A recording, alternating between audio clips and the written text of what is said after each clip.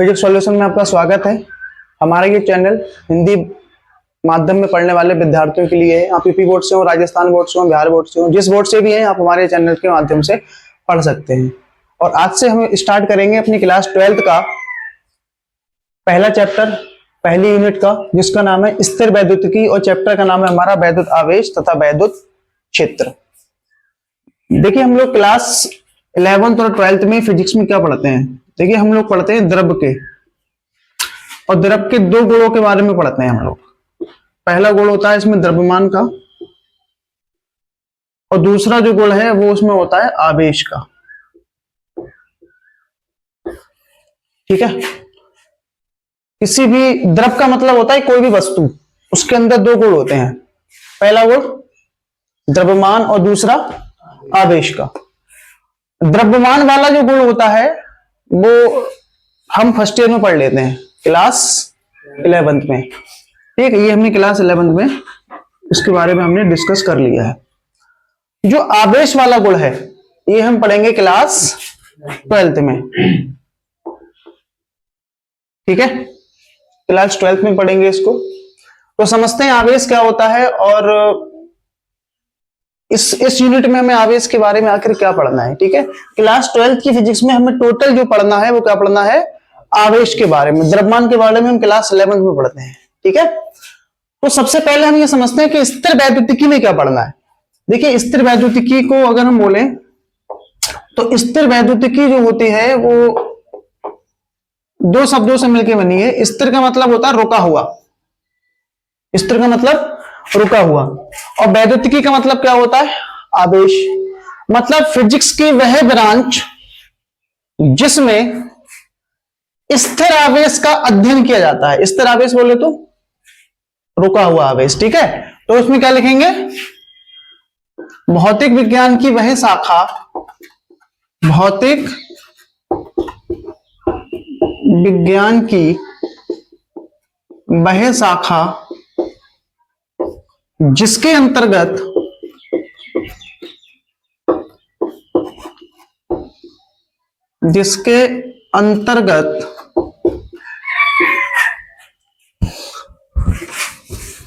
स्थिर आवेश का अध्ययन किया जाता है।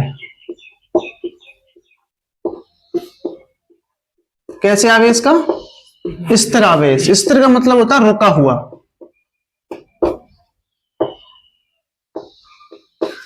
आवेश का अध्ययन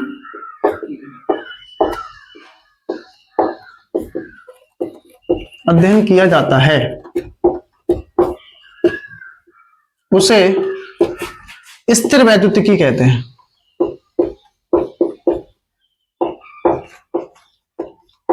स्थिर वैद्युतिकी कहते हैं। इस यूनिट में हम देखेंगे ना पूरी हर मतलब जो भी हम टॉपिक्स पढ़ेंगे उसमें आवेश हमारा कैसा होगा, रुका हुआ। ऐसा नहीं गति फति कर रहा हो, चल फिर रहा हो। ठीक है, जब गति फति करने लगेगा, चल फिरने लगेगा, तब हम इसके बाद दूसरी यूनिट पढ़ेंगे, उसमें आवेश क्या होगा, गति करना स्टार्ट कर देगा। ठीक है, चलना फिरना शुरू कर देगा। ठीक है, तो स्थिर वैद्युतिकी क्या होती है, विज्ञान की भौतिक विज्ञान की वह शाखा जिसके अंतर्गत हम क्या का अध्ययन करते हैं, रुके हुए आवेश का। आवेश का तो अध्ययन करेंगे लेकिन आवेश कैसा होगा, रुका हुआ होगा, ऐसा नहीं गति कर रहा हो। ठीक है, तो हम जो कुछ पढ़ेंगे इस पूरे यूनिट में वो आवेश कैसा होगा, रुका हुआ होगा। ठीक है, अब यहां सवाल ये आ जाता है कि आवेश आखिर किसी भी पदार्थ का गुण कैसा होता है। ठीक है, दो गुण बताए थे ना, एक द्रव्यमान और एक आवेश। तो आवेश होता क्या ये समझते हैं हम लोग। ठीक है, तो स्थिर वैद्युतिकी में हम क्या पढ़ते हैं, स्थिर आवेश का अध्ययन। दूसरा है हमारा इसमें आवेश। आवेश क्या होता है ये समझते हैं। देखो आवेश को इंग्लिश में कहते हैं हम लोग क्या, चार्ज। ठीक है, देखो ये जो आवेश होता है ये किसी भी पदार्थ का कैसा गुण होता है। देखो किसी पदार्थ का वह गुण जिसके कारण वह पदार्थ या वस्तु बोल दो, किसी वस्तु का वह गुण जिसके कारण वह किसी दूसरी वस्तु को अपनी ओर आकर्षित करने लगे या फिर प्रतिकर्षित करने लगे। ठीक है, मतलब किसी भी वस्तु का आवेश कैसा गुण होता है जिसके कारण वह वस्तु क्या होने लगती है, आप किसी दूसरी वस्तु को अपनी तरफ आकर्षित करने लगती है या फिर अपने से प्रतिकर्षित करने लगती है, दोनों करती है, ठीक है। लेकिन बेटा इसमें जो हमारा द्रव्यमान वाला गुण होता है, इससे केवल जो हमारा आवेश जो केवल क्या जो द्रव्यमान होता है उससे हमारे क्या होता है, केवल आकर्षण बल लगता है, ठीक है। लेकिन आवेश जो होता है किसी भी वस्तु का ऐसा गुण होता है, जब ये आवेशित, कोई भी वस्तु जब आवेशित हो जाती है तो इस आवेश के कारण, इस गुण के कारण वह वस्तु अपनी तरफ किसी चीज को खींच भी सकती है और अपने से दूर भी कर सकती है, ठीक है। तो आवेश क्या होता है, किसी वस्तु का वह गुण जिससे वह वस्तु किसी दूसरी वस्तु को अपनी ओर आकर्षित या फिर प्रतिकर्षित करना शुरू कर देती है, उसे हम क्या कहते हैं, आवेश कहते हैं, ठीक है। अब यहां सवाल आता है, सर ये आवेश जो होता है, ये किसी भी वस्तु को हम आवेशित करते कैसे हैं, ठीक है। आवेश आ गया समझ में, किसी वस्तु का कैसा गुण, किसी वस्तु का कैसा गुण, किसी वस्तु का ऐसा गुण जिसके कारण वह किसी दूसरी वस्तु को आकर्षित या फिर प्रतिकर्षित करने लगती है, उसे हम क्या कहते हैं, आवेश।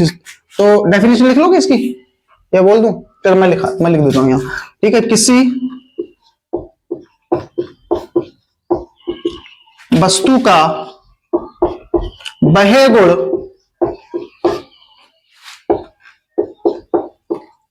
जिसके कारण वह किसी दूसरी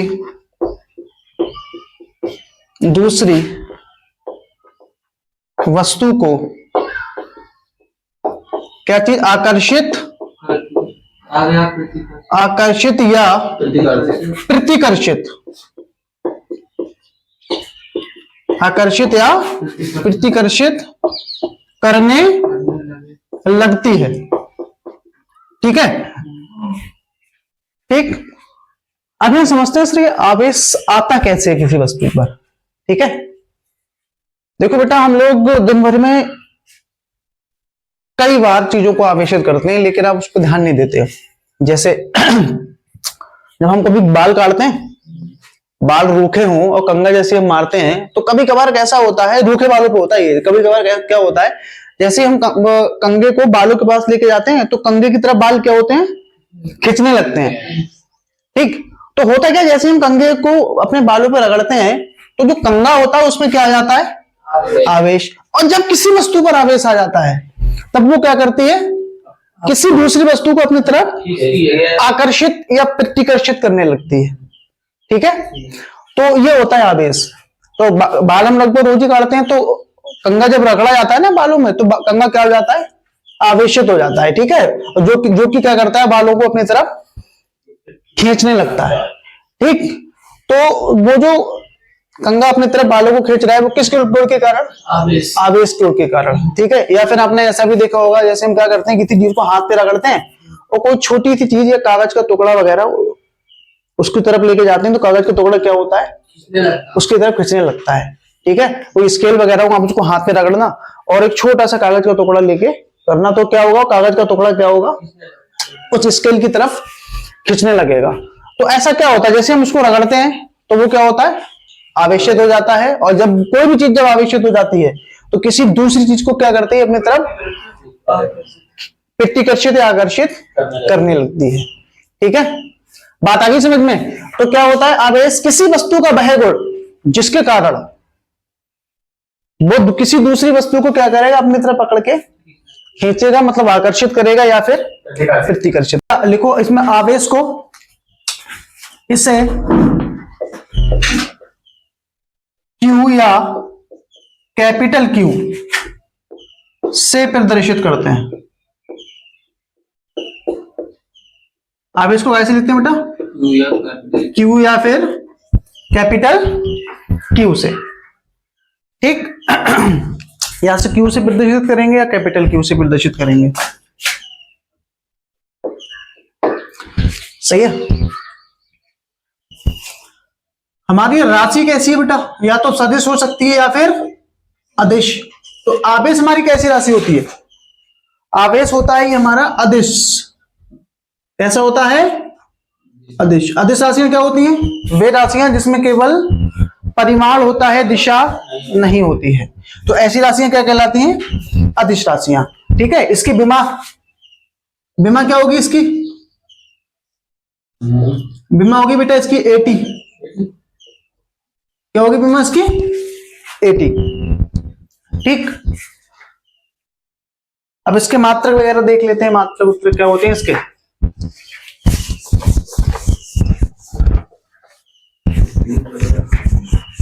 मैंने आपको पद्धतियां बताई थी, एक एमकेएस पद्धति होती है और एक सीजीएस पद्धति। तो एमकेएस पद्धति में इसका जो मात्रक होता है, देखो बेटा ये एमकेएस पद्धति, एमकेएस में इसका मात्रक होता है कूलाम। क्या मात्रक होता है? कूलाम। या फिर इसको हम बोलते हैं फैराडे। क्या बोलते हैं? फैराडे। और एक फैराडे में 96,500 कूलाम होते हैं। 96,500 कूलाम। और याद रखना ये वाला जो मात्रक है ये सबसे बड़ा मात्रक है, सबसे बड़ा मात्रक।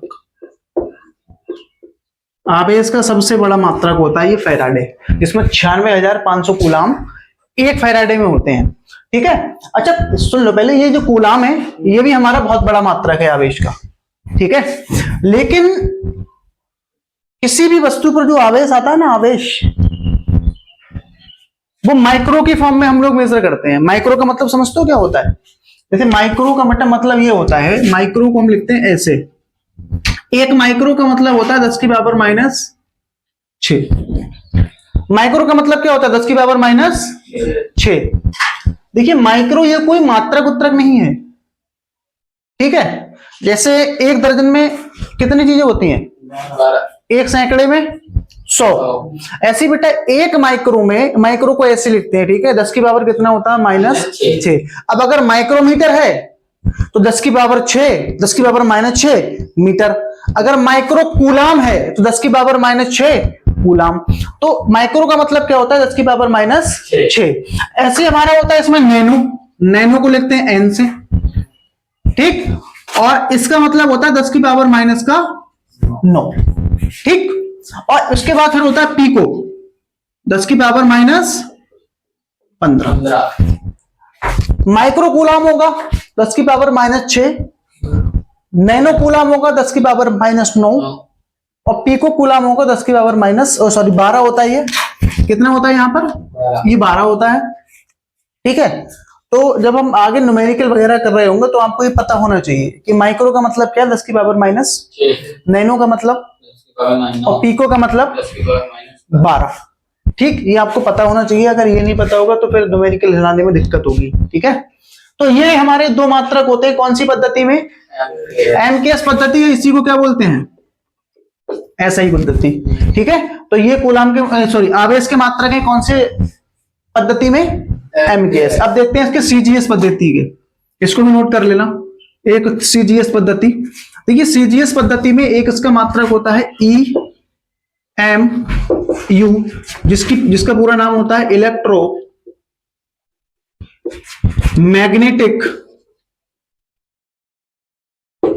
Electromagnetic unit. ये हमारी किस पद्धति में है? सीजीएस पद्धति में। और इसी को बेटा बोला जाता है EMU को, इसी को बोला जाता है एब कूलाम। क्या बोलते हैं? एब कूलाम। और इसका मान होता है 10 कूलाम के बराबर। मतलब एक EMU में कितने कूलाम होते हैं? 10 कूलाम। और इसी का दूसरा नाम क्या है? एब कूलाम। और दूसरा इसमें हमारा जो मात्रक होता है ये होता है ESU। इसको बोलते हैं इलेक्ट्रोस्टैटिक यूनिट। Electrostatic unit. और इसका दूसरा नाम होता है स्टैट कूलाम। Stat coulomb. और एक स्टैट कूलाम बराबर होता है ये 1/3 गुणा 10 की पावर -9 कूलाम के। तो ये दो जो मात्रक हैं ये इसके एमकेएस पद्धति में है। और ये वाले जो मात्रक हैं ये हमारे सीजीएस पद्धति में है। ठीक है, ठीक है ना, नोट करो जल्दी से। तो कैसी राशि होती है ये? अदिश राशि। अभिमा क्या होती है इसकी? 80। मात्रक, मात्रक इसका एमकेएस पद्धति है, इसी को क्या बोलते हैं? एसआई पद्धति। एमकेएस पद्धति में आवेश का मात्रक क्या होता है? कूलम। और दूसरा मात्रक फैराडे। एक फैराडे में कितने कूलम होते हैं? 96,500 कूलम होते हैं, और ये सबसे बड़ा मात्रक होता है हमारा आवेश का। कूलम भी काफी बड़ा मात्रक है। ऐसे समझ लो किसी भी वस्तु पर जो आवेश आता है वो क्या में हम नापते हैं उसको? माइक्रो की फॉर्म में। ठीक, माइक्रो कूलम। यहां देख सकते हो -6 है, एक से काफी छोटा है ये, 10 लाख गुना छोटा है एक से ये। ठीक है, तो कूलम भी काफी बड़ा मात्रक है। ये दोनों किस पद्धति में हो गए हमारे? एमकेएस। अब सीजीएस की बात कर लेते हैं। ईएमयू शॉर्ट में पूरा नाम क्या है इसका? इलेक्ट्रोमैग्नेटिक यूनिट, या इसी का दूसरा नाम क्या होता है? एब कूलम। इसमें कितने कितने कितने कूलम होते हैं? 10 कूलम। दूसरा है इसमें ईएसयू, इलेक्ट्रोस्टैटिक यूनिट। ईएसयू को बोलते हैं स्टैट कूलम। ठीक है, 1/3 × 10⁻9 कूलम होते हैं इसके अंदर। सही है, तो ये हमारे एमकेएस और सीजीएस पद्धति में आवेश के क्या हो गए? मात्रक हो गए। ठीक है,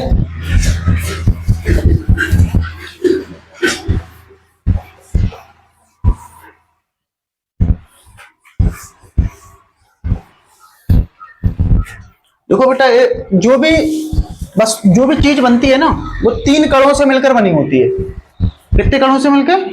3 से कण। कौन कौन से कण होते हैं पता है? उन कणों के बारे में आपको ये जानकारी होनी चाहिए। कौन कौन से होते हैं कण? इधर मैंने लिखा कण। एक हमारा क्या होता है बेटा इसमें? इलेक्ट्रॉन होता है क्या? है। दूसरा प्रोटॉन, और तीसरा न्यूट्रॉन। ठीक, आपको क्या पता होना चाहिए? इलेक्ट्रॉन का आवेश। ठीक, ध्यान रखना, इलेक्ट्रॉन पर आवेश होता है ये होता है -1.6 × 10⁻19 कूलम। इलेक्ट्रॉन पे जितना माइनस में होता है, प्रोटॉन पर उतना ही प्लस में होता है। तो इस पे लिख दिया +1.6 × 10⁻19 कूलम। और न्यूट्रॉन से न्यूट्रल का मतलब जिसपे कोई आवेश ना हो। ठीक, तो ये हो गया इस पे आवेश। अगला हो गया बेटा इसमें आपका द्रव्यमान। इसका पता होना चाहिए आपको। द्रव्यमान, इलेक्ट्रॉन का द्रव्यमान होता है 9.1 × 10⁻31 kg। ठीक, अब प्रोटॉन जो है इसका द्रव्यमान होता है 1.67 × 10⁻27 kg। इसका भी सेम ही होता है 1.67 × 10⁻27 kg। ठीक है, अब ध्यान से सुनो जरा इधर। जिस समय इलेक्ट्रॉन, प्रोटॉन और न्यूट्रॉनों की खोज हुई थी, ये आपने पढ़ा हुआ ईंट पर नाच, पढ़ा था ईंट पर नाच। इलेक्ट्रॉन की खोज करी थी थॉमसन ने। ध्यान से सुनना, इलेक्ट्रॉन की खोज किसने करी थी? थॉमसन ने। प्रोटॉन की खोज किसने करी थी? रदरफोर्ड ने। और न्यूट्रॉन की खोज किसने करी थी? चैडविक ने। ठीक है, जिस समय ये इलेक्ट्रॉन, प्रोटॉन, न्यूट्रॉन खोजे गए थे उस समय तक ये माना जाता था कि इन कणों को हम लोग तोड़ नहीं सकते। जिस समय इन लोगों ने खोज करी थी, थॉमसन, रदरफोर्ड और चैडविक ने, उस समय क्या माना जाता था कि हम इन 3 कणों को तोड़ नहीं सकते। जैसे हम परमाणु को तोड़ते हैं तो हमें क्या मिलता है? नाभिक, और इलेक्ट्रॉन अलग हो जाता है। अगर नाभिक को भी तोड़ेंगे तो इलेक्ट्रॉन, प्रोटॉन क्या होंगे? अलग हो जाएंगे। लेकिन हम इलेक्ट्रॉन, प्रोटॉन, न्यूट्रॉनों को भी क्या क्या कर सकते हैं? और तोड़ सकते हैं। ठीक, लेकिन रदरफोर्ड और इन लोगों ने जब खोज करी थी उस समय ये नहीं पता था। ठीक है, लेकिन आज की डेट में हम इलेक्ट्रॉन, प्रोटॉन, न्यूट्रॉनों को भी क्या कर सकते हैं? तोड़ सकते हैं। मतलब इलेक्ट्रॉन, प्रोटॉन, न्यूट्रॉन भी किसी न किसी कणों से मिलकर बने होते हैं, ठीक है। और उन कणों को बेटा क्या बोलते हैं, मैं यहाँ नीचे लिख दे रहा हूं, ध्यान रखना, इंपोर्टेंट पॉइंट है, एनसीईआरटी किताब में दे रखा है, ठीक है। तो कौन सा इनको बेटा क्वार्क बोलते हैं। क्या बोलते हैं? क्वार्क। इलेक्ट्रॉन, प्रोटॉन और न्यूट्रॉन का जो फॉर्मेशन होता है वो किससे होता है? हमारा क्वार्क से। और कै प्रकार के क्वार्क होते हैं इसमें? दो प्रकार के क्वार्क। एक को बोलते हैं बेटा इसमें अप क्वार्क, और दूसरे को क्या बोलते हैं? Down quark. अप क्वार्क और डाउन क्वार्क। अप क्वार्क जो होता है इसको बेटा ऐसे प्रदर्शित करते हैं, +2e/3 इसको लिख, और डाउन क्वार्क का मतलब होता है -e/3, ठीक है। +2e/3 और डाउन क्वार्क क्या होता है? -e/3, ठीक है। अब इसमें कितने डाउन क्वार्क होंगे ये देख लो जरा। यहां क्वार्क, इलेक्ट्रॉन जो होता है बेटा वो हमारा मिलके बना होता है, तो देख लो इलेक्ट्रॉन जो होता है हमारा मिलके बनता है 3 डाउन क्वार्क से। कितने क्वार्क से? 3 डाउन क्वार्क से। तो डाउन क्वार्क कौन सा वाला? ये वाला कि ये वाला? ये वाला, ठीक है। तो कितने डाउन क्वार्क होंगे इसमें? -e/3 -e/3 -e/3, ठीक। अगर हम इन तीनों को जोड़ दें तो हमें क्या मिल जाएगा? ये हमें कुछ ऐसा मिलेगा, -3e/3, तो 1 से 1 काट डालेंगे तो यहाँ क्या बचेगा? -3। और e जो होता है ना बेटा, e इसका मतलब होता है 1.6 गुणा 10⁻19, और ये माइनस। तो ऐसे बेटा जो ये आवेश का जो मान है ऐसे निर्धारित होता है। तो एक इलेक्ट्रॉन में कितने क्वार्क होते हैं? 3 क्वार्क। और 3 क्वार्क कौन से? डाउन क्वार्क, सही है। इनको आप जोड़ोगे तो आपको ये आवेश का मान मिल जाएगा। यहां पर ये जो ई है ना, ई, इसको बोलते हैं मूल आवेश। कौन सा आवेश? मूल आवेश, ठीक है। और जिसका मान होता है ये इतना। अब हम बात करते हैं किसकी? प्रोटॉन की। प्रोटॉन, इलेक्ट्रॉन में हमारे कितने क्वार्क होते हैं? 3 क्वार्क। कौन से क्वार्क है ये? डाउन, ठीक है। ऐसी प्रोटॉन में हमारे जो क्वार्क होते हैं वो 2 होते हैं, कौन से वाले? और एक कौन सा होता है? डाउन होता है। तो 2 अब हो गए, +2e/3 +2e/3, और एक कौन सा होगा? एक हमारा डाउन क्वार्क होगा, ठीक। आप इन तीनों को जोड़ोगे तो आपको मिलेगा इसमें प्लस का ई, और ई का मान होता है 1.6 गुणा 10⁻19, और प्लस लगा तो प्लस लग जाएगा। तो ऐसे बेटा ये हमें पता चल गया था कि इतना प्रोटॉन पर क्या होता है? आवेश होता है, ठीक है। अब न्यूट्रॉन में कितने होंगे? देखो बेटा न्यूट्रॉन में हमारा होता है, एक होता है अप क्वार्क। एक कौन सा क्वार्क? अप क्वार्क होता है। और 2 कौन से क्वार्क होते हैं? और 2 बेटा इसमें डाउन क्वार्क होते हैं, ठीक है। तो इस तरीके से बेटा हम लोग न्यूट्रॉन, प्रोटॉन और इलेक्ट्रॉन को भी क्या क्या कर सकते हैं? क्वार्क से मिला हुआ मानते हैं, ठीक है।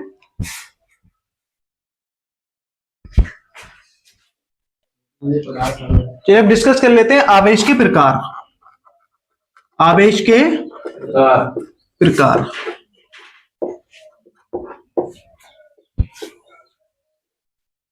ठीक। आवेश हमारे 2 प्रकार के होते हैं। एक होता है धन आवेश,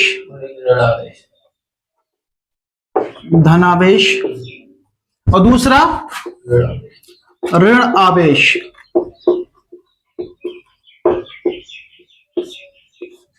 सही है। धनावेश क्या होता है, ऋणावेश क्या होता है, ठीक। देखो जब किसी भी वस्तु पर कोई आवेश नहीं होता है, किसी भी वस्तु पर कोई आवेश नहीं होता है, जैसे हम यहां पर Mg ले लें,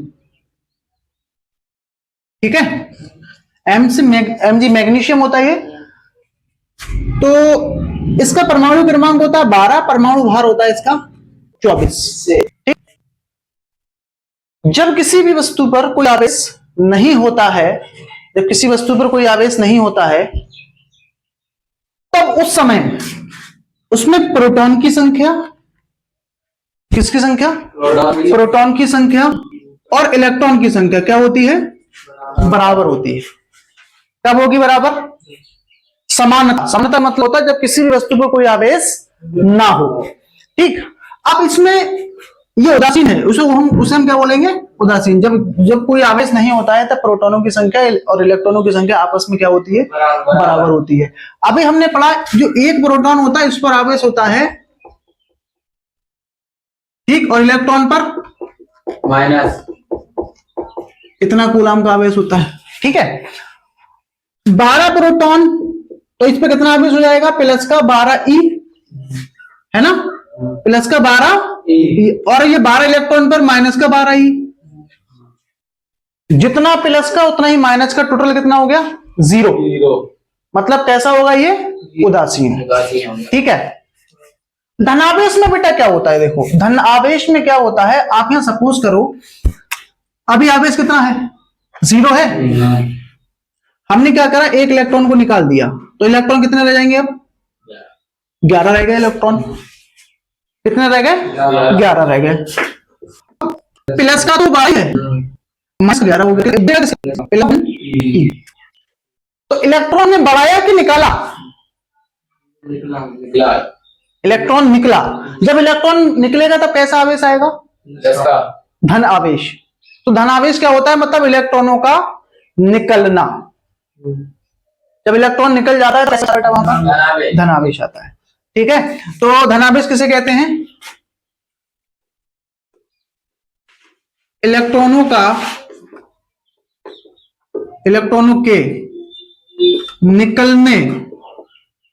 के निकलने से क्या आता है, धन आवेश आता है, धनावेश आता है। ठीक, इलेक्ट्रॉन की कमी होगी तो क्या आएगा, धन आवेश। अब ये भी समझ लो ऋणावेश देखो क्या होता है, ये तो देखो धनावेश क्या होता है, समझ में आ गया ये। देखो ऋणावेश में क्या होता है, ऋणावेश में हम क्या करेंगे, एक इलेक्ट्रॉन को बढ़ा देंगे। जैसे अभी हमारे पास प्रोटॉन कितने थे, 12 थे। इलेक्ट्रॉन हम क्या करते हैं, एक इसमें बढ़ा देते हैं। ठीक है, देखो बेटा मैग्नीशियम में इलेक्ट्रॉन कभी भी लेता नहीं है मैग्नीशियम, लेकिन मान लो, अभी समझ रहे हैं ना, ये मैग्नीशियम कभी भी इलेक्ट्रॉन लेगा नहीं, हमेशा इलेक्ट्रॉनों को त्यागता है, धातु होता है ना इसलिए। लेकिन समझ लो, आप ये समझ रहे हैं ना, इसलिए समझ लो उसने एक इलेक्ट्रॉन क्या करा, प्रोटॉन तो 12 ही है इसमें, लेकिन इसने क्या करा, एक इलेक्ट्रॉन और ले लिया। तो है कितने इसमें, 12। एक इलेक्ट्रॉन और लेगा तो कितने हो जाएंगे यहाँ पर, तो आवेश कितना हो गया इसमें, -13 ई। किसका ज्यादा हो गया, तो किसका बचेगा, माइनस का। तो ये माइनस आया, कब आया माइनस, जब हमने इलेक्ट्रॉनों को बढ़ाया। तो इलेक्ट्रॉनों की क्या होगी बेटा, इसमें अधिकता होगी। इलेक्ट्रॉनों का आना या इलेक्ट्रॉनों की क्या, अधिकता से क्या आता है, ऋण आवेश आता है, ऋण आवेश आता है। चलिए नोट कर लो यार। तो धनावेश कब कहेंगे, धनावेश कब आता है, जब इलेक्ट्रॉनों की संख्या कम हो जाती है, जब हम इलेक्ट्रॉन निकाल देते हैं। ठीक है, जब इलेक्ट्रॉन निकलते हैं क्या आता है, धनावेश। और जब इलेक्ट्रॉन आता है, इलेक्ट्रॉन जब आएगा तब हम उसको क्या बोलेंगे, ऋणावेश। और जब इलेक्ट्रॉन और प्रोटॉनों की संख्या बराबर होती है तब क्या होता है, उदासीन। उदासीन का मतलब होता है जितने इलेक्ट्रॉन हैं उतने ही प्रोटॉन है, जितना इलेक्ट्रॉन पर माइनस का आवेश उतना ही प्रोटॉन पर प्लस का आवेश, और टोटल 0। और जब 0 होता है उसे हम क्या कहते हैं, उदासीन। ठीक है, यहां पर एक सवाल ये आता है कि सर यहां पर इलेक्ट्रॉन को ही हमने बढ़ाया तब ऋणावेश आ गया, इलेक्ट्रॉनों को निकाला धनावेश आ गया। क्या इलेक्ट्रॉन और प्रोटॉनों को ही निकाल सकते हैं, मतलब इलेक्ट्रॉन को ही निकाल सकते हैं। देखो बेटा इलेक्ट्रॉन, प्रोटॉन और जो न्यूट्रॉन होते हैं ना, प्रोटॉन और न्यूट्रॉन जो होते हैं ये हमारे कहां होते हैं, नाभिक के अंदर, सही है। और इलेक्ट्रॉन कहां होते हैं, ये हमारे कक्षाओं में होते हैं। ठीक, तो प्रोटॉन के कारण कोई भी वस्तु आवेशित तो हो सकती है, लेकिन इस प्रोटॉन को निकालना बहुत ज्यादा हमें एनर्जी की जरूरत चाहिए। तो प्रोटॉन ना निकल के क्या निकल जाता है, इलेक्ट्रॉन निकल जाता है। ठीक है, तो जो भी वस्तु बेटा आवेशित होती है वो किसके कारण होती है आवेशित? इलेक्ट्रॉन के कारण। मतलब इलेक्ट्रॉन का निकलना या इलेक्ट्रॉन का आना, दोनों तरीके से वस्तु आवेशित हो सकती है। प्रोटॉन की वजह से भी हो सकती है, लेकिन प्रोटॉन की को निकालने के लिए हमें क्या चाहिए होगी? बहुत ही ज्यादा एनर्जी चाहिए होगी। ठीक है, तो जो भी वस्तु बेटा आवेशित होती है वो किसके कारण होती है? इलेक्ट्रॉन के कारण। ठीक है, इलेक्ट्रॉन जब आएगा तो कैसा आवेश आएगा? इलेक्ट्रॉन जब आता है तो कैसा आवेश आता है? इलेक्ट्रॉन आता है तो ऋणावेश, और इलेक्ट्रॉन जब निकलता है तो धन आवेश आता है। ठीक है, तो कोई भी वस्तु कौन से कारण आवेशित होती है? इलेक्ट्रॉन के कारण। ठीक है, कोई पूछे क्यों होती है तो बताना सही। इलेक्ट्रॉन जो हमारे होते हैं वो हमारी कक्षाओं में होते हैं, और प्रोटॉन जो न्यूट्रॉन होते हैं वो नाभिक के अंदर होते हैं, और ये एक स्ट्रॉन्ग बल से जुड़े होते हैं। इसलिए हमें इनको निकालने के लिए बहुत ज्यादा क्या चाहिए? ऊर्जा की आवश्यकता पड़ती है। ठीक है, बात आ गई समझ में? ठीक।